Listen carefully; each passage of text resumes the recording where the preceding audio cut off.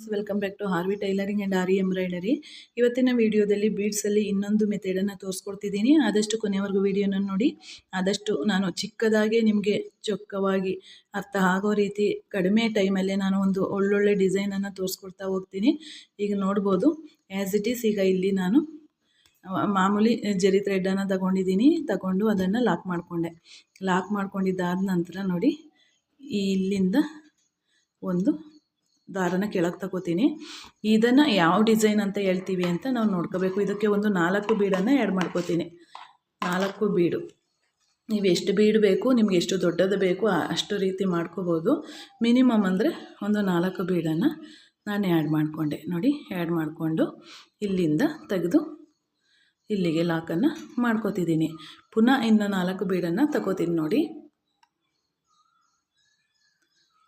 ಈಗ ನೋಡ್ಬೋದು ಒಂದು ಲೈನ್ಸ್ ಆಗಿದೆ. ಪುನಃ ಇನ್ನೊಂದು ಲೈನ್ಸನ್ನು ಹಾಕಬೇಕಾದ್ರೆ ನಾವು ಒಂದು ಬೀಡನ್ನು ಬಿಟ್ಟು ಕೆಳಗಡೆಗೆ ತಗೋಬೇಕಾಗತ್ತೆ. ನೋಡಿ, ಇಲ್ಲಿಂದ ನೋಡಿ ಈಗ ತೋರಿಸ್ಕೊಡ್ತೀನಿ. ನಾನು ಮರ್ತೆ. ಈಗ ಒಂದು ಬೀಡದೆಲ್ಲ ಅಲ್ಲಿಗೆ ಒಂದು ಲಾಕನ್ನು ಮಾಡ್ಕೋಬೇಕು. ಯಾಕೆ ಅಂದರೆ ನಾವು ಒಂದು ಬೀಡನ್ನು ಲ್ಯಾಪ್ಸ್ ಮಾಡ್ತಾಯಿದ್ದೀವಿ, ಅಲ್ಲಿಂದ ಕೆಳಗಡೆಗೆ ಆಗ್ತಾ ಇರುವಂಥದ್ದು. ಇದು ಯಾವ ಡಿಸೈನ್ ಅಂತ ಹೇಳ್ತೀನಿ. ಇದು ನಮಗೆ ಲೀಫ್ ಡಿಸೈನ್ ಅಂತ, ಎಲೆ ರೀತಿ ಬರುವಂಥ ಡಿಸೈನ್ಗೆ ನಾವು ಈ ರೀತಿ ಮಾಡ್ಕೊಳ್ಳುವಂಥದ್ದು.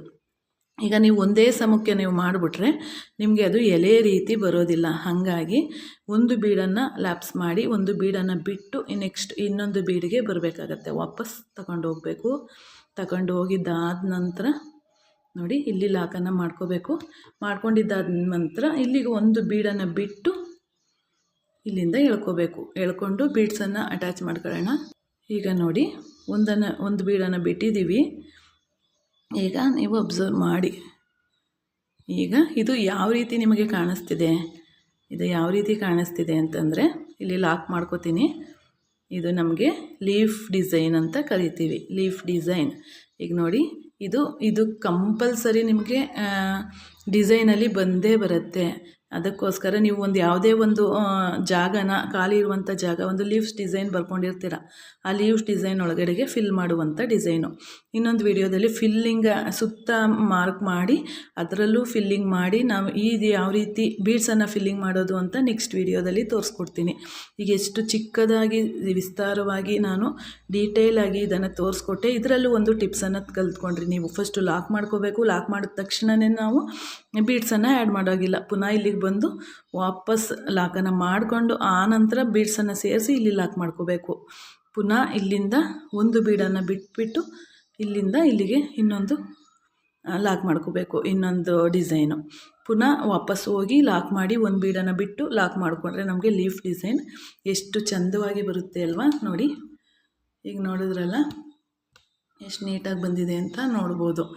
ಈಗ ಈ ವಿಡಿಯೋನ ನನ್ನ ಜೊತೆ ನೀವು ಪ್ರಾಕ್ಟೀಸ್ ಮಾಡಿ. ಖಂಡಿತವಾಗ್ಲೂ ಇದರಿಂದ ನೀವು ದುಡ್ಡನ್ನು ಸಂಪಾದನೆ ಮಾಡಬಹುದು.